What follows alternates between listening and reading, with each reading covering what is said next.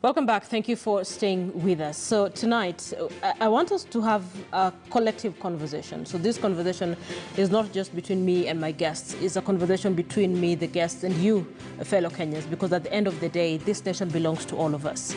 So I want us to take a look at, we had a national prayer breakfast meeting this past week. And a lot was said in that prayer breakfast meeting. But before I go on, I'd like to mention that we will be having a conversation about this with Gabriel Mudhuma, who's joining us right now from here in Nairobi. We also have Ambrose Weda, who is in Kisumu. Gentlemen, thank you so much for joining us on Checkpoint. Mudhuma, are you okay? Good evening. Good evening, Linda. How are you doing? Good. Weda, can you hear us? I am very okay. Asante sana, I'm very okay. You're welcome. Weda, can you hear us? Can Weda hear me? I highly doubt. Weda? Okay. Give me a second as we try to sort out Ambrose Weda's microphone. But participants in Thursday's National Prayer Breakfast event heard about the nation's failed dream to fight corruption, tribalism and disease, abetted by successive governments, with a call to President Uhuru Kenyatta's administration to turn the tide. The guest speaker at the 18th National Prayer Breakfast, lawyer Peter Wayaki, said the country has been plunged into unprecedented levels of corruption, hopelessness, ethnicity, tribalism and abject poverty.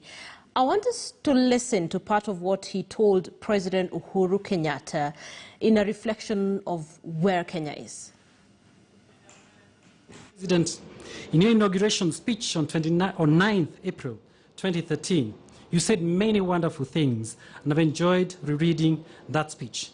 But specifically, you urged us to, and I quote, "Let us move forward together in the spirit of our anthem and in the spirit of our constitution, being confident that if we turn neither to the left nor to the right of our national values, we as a people will see the promised land of prosperity that our forebearers, set out for." End of quote.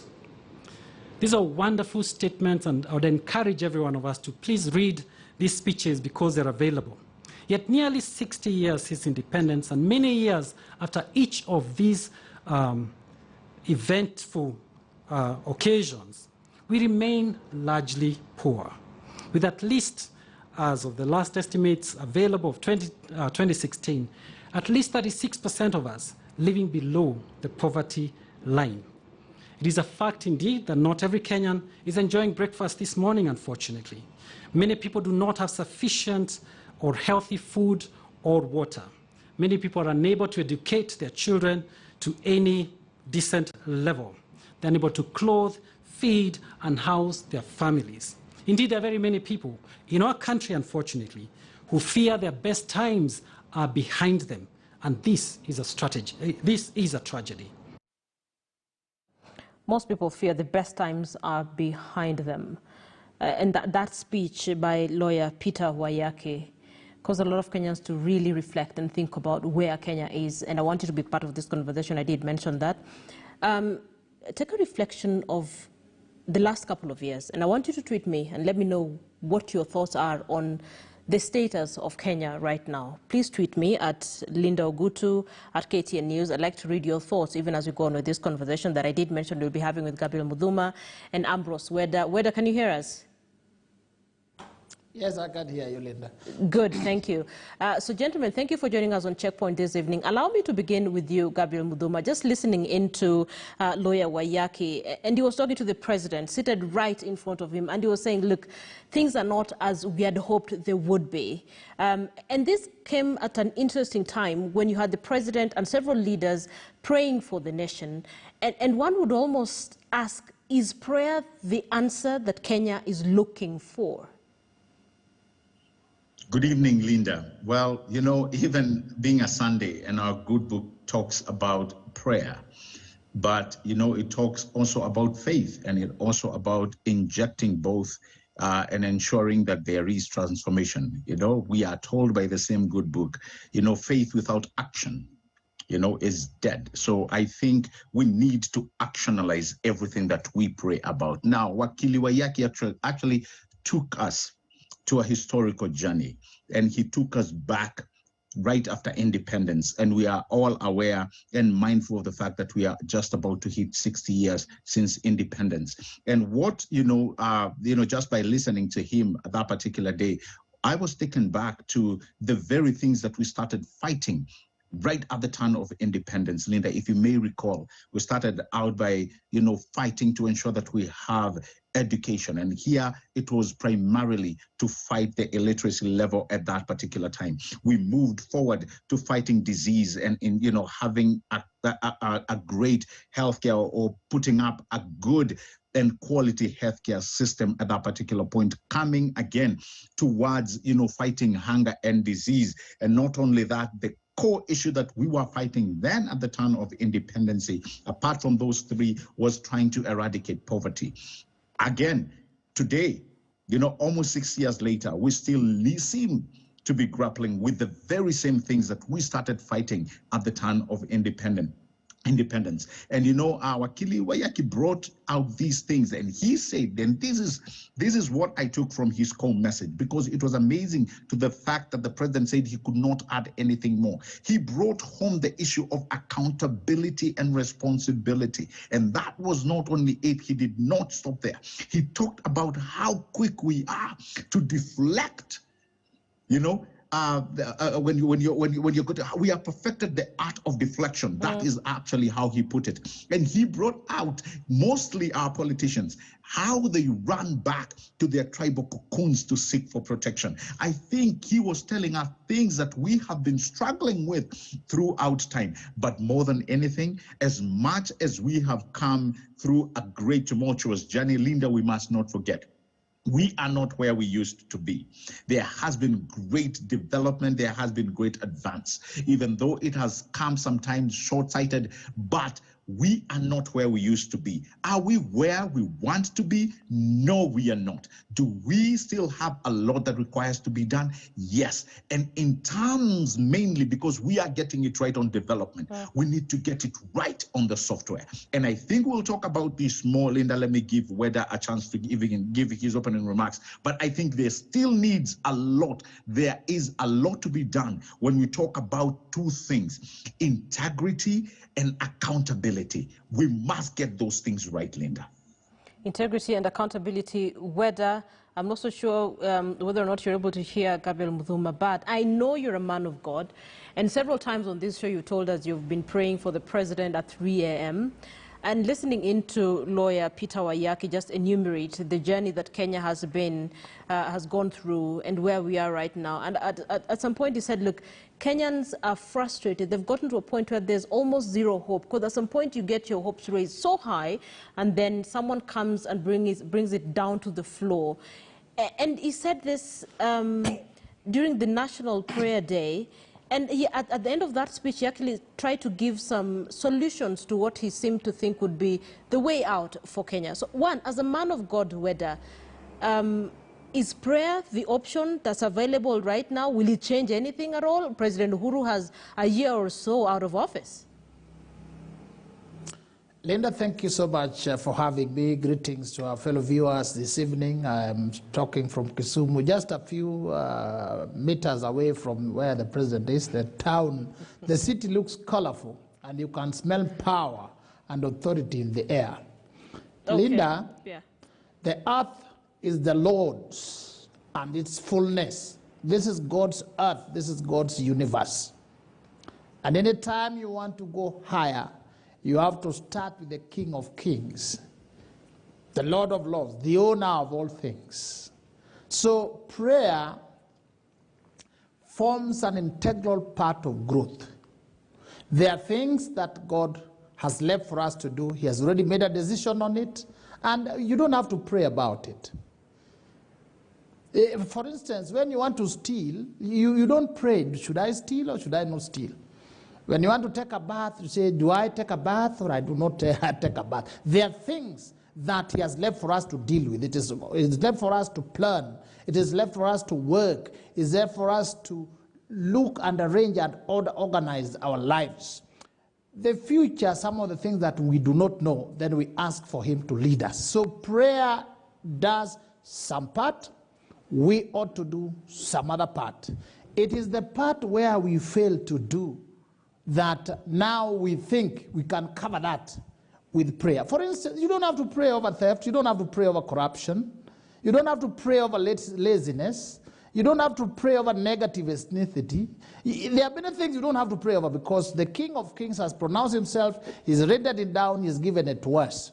So what my brother Wayaki said, Wayaki was 1 year ahead of me in university and he married my classmates. So I can tell you things are good. When he spoke it well and right. Except, you know, most of these politicians, these speeches are for the occasion. To them, the speeches are the same. Remember, in that audience was the Speaker of the National Assembly who had just come from the forest to do rituals. So they don't give a hoot about these things. The people of Kenya themselves also, when they go out to select leaders, when they go out to vote, they first of all vote on account of tribe, then they vote on account of party, then they later on expect services. They expect to progress.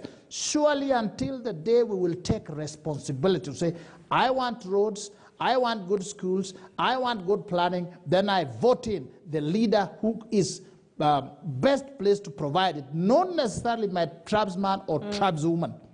Then we will be on the line. But for now, I know when even the choosing of these leaders come, people come and say, afadhali mtu wa kwetu. Even if you are very clear, he is a thief, he is incompetent, he is lazy, you still go for him.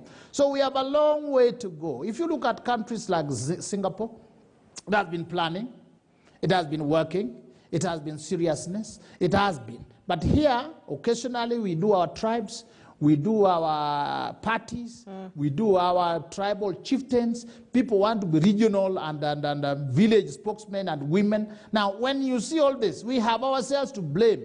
Before we go to God, let us cleanse ourselves. The earth is the Lord's and His fullness. We have ourselves to blame. But then with everything we're explaining, whether you have Kenyans who are really frustrated. I mean, you look around you right now, the economy is in shambles, our health system has a problem. You look at just things around you tells you everything is not okay. And Mudhuma, as we're having this conversation, I want us to listen in to Peter Wayaki when he was talking about the frustrations that Kenyans have been going through. And this question, after I listen to it, goes to you, Mudhuma. Do you think, if at all, Kenyans will sit down and actually make decisions on the leaders they want based on development record or what they hope come 2022? Do you think there's a change of mind, if at all, in the minds of Kenyans? Could we listen into that? While we recognize that some of our dreams have indeed been achieved, much remains to be attained. Regrettably, as tends to happen, each of our hope-saturated highs have almost inevitably, soon enough, been followed by deep disappointment in each of these occasions and many others in between. So hope in our country has tended to ebb and flow, rising and falling like tidal waves. Climaxes give way to anticlimaxes that seem to stay way too long. Seasons of plenty have been followed by seasons of scarcity that seem longer than the earlier seasons. Peaks are followed by deep valleys. Expectation and promise have rarely been matched by delivery. Although according to the 17th century poet Alexander Pope, hope springs eternal, springing seems to be all that our hope does, before dying off and giving way to hollow emptiness. Massive disappointment, heartaches and pain seem to be our lot a lot of the time. And Mudhuma. You know, again, Linda, very true. There is something that Wakili Wayaki is telling us, and he has reminded us of the core three virtues of accountability, responsibility, and integrity. Linda, Miyu, and Weda are not excused from those three. And that is why I'm saying, if we do not practice the three, we can pray unto nuisance. Because half of the time, really, like Weda is saying, those items do not require prayer. They are action items. They require action. When we are called to action, again, we can try as much as we want and pray, but there's nothing will change. We will get deafening silence. You know, coming out of our prayer. So there are things that are mandated. We are mandated, given the fact that God has given us a brain and the ability to actionalize. He is calling, as the creator of the universe, he's calling us to action. Now, Linda, I told you, we cannot forget the art of accountability, responsibility, and integrity. And that is why I kept telling you last time, we must transcend the constitutionalism. We must move beyond getting the constitutionalism element right. It is okay because the Constitution has guaranteed us the right to vote the person we like. The reason why I'm saying this, I am not saying we go against the Constitution, but I am saying we move higher a little bit to ensure that I'm not just voting the person I like based on my culture, based on the fact that he speaks my language. I am voting in the right and the best person for the job. If we get that right, and this is what I'm calling the software, we get it, we will actually have a country that all of us are going to be grateful for. Linda, the reason I am also pushing this is to tell you that most of the time, when it gets time when we are put to task to do the right thing, we get it wrong. It is not the first time we have done it and ended up in pain. When you are subjected to choosing two people, even with little knowledge, Linda, and you subject yourself to that element of asking what you are doing at that particular time, and you remove these other elements that make yourself get emotionally charged to voting this person because he speaks your tribe, you have already gotten it wrong. The reason is, even Linda, when you look at other spheres, you know, of knowledge, when you go like yourself, and this one I'm giving an example, when you go to choose between two doctors, you ask them questions. When they want to do a procedure on you, you ask them questions to understand other variables that make one of them better from the other. You just don't choose and say, oh, you're telling me this, okay, let's continue with it. If a doctor comes and tells you, oh, I just graduated yesterday and I tried this procedure, and guess what, the person I worked on it, barely survived, and you have another one who tells you, I've practiced this procedure for 1,000 procedures and they've all gone successfully. It is you don't have, a lot of wiggle room, because you know that the best person is that one who has actually gotten it right over and over again. Okay. So when it comes to putting our leader in the right structures, why do we go wrong? When we can subject them to this saving that we were actually shown by Singapore. If you listen to the late Lee Kuan Yew, he said they first got the software right, and that was getting the right leaders in the right positions. Okay. Let me tell you, Linda, we get the right leaders in the right position, guess what? 80% of our problems will be immediately solved. That is why I say we cannot run from what Wakili Oyek is telling us, because he goes back to tell us that we have also, as wananchi, as voters, we have perfected the art of deflection. And this is not just in assignments. This is even when it comes to voting. We would rather vote somebody because we like them, not because they are the best. We need to get, apart from the constitutionalism, we need to get it right when it comes to character and essence. Okay. Whether just listening into Gabriel Muthuma, you sit down and you ask yourself, again, the same